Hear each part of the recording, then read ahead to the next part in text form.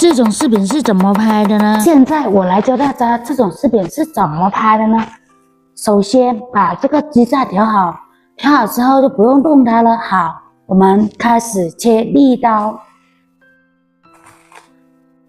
好，切一刀，拍一张照片，继续切第二刀。好，拍一张照片，继续切一刀。好，拍一张照片，以此类推的那样去拍它。好，继续切一刀，拍一张照片，继续切一刀，拍一张照片。一定要调成拍照模式，不要调成录像模式哦。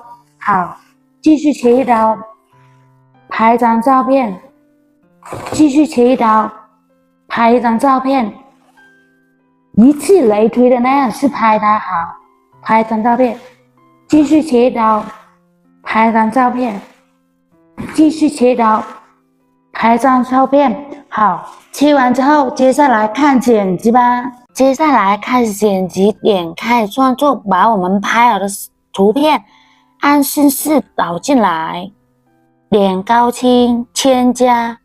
好，添加进来之后，这些是图片，我们首先要做成一个视频，点到三角 1080p， 增力拉满，马力拉满，连导出，点开创作，把刚才做好的视频导进来，点高清添加。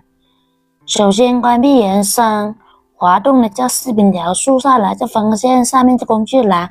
好，我们点中视频条，点变数，常规变数拉到15以内。好，打对勾。我们给视频添加一个音效，点音频，点音效。好，搜索一个七彩声。好，点使用。拉过来看看。音乐条长过视频条了，点中视频条，点中音乐条，点分割，把长出来的音乐删除。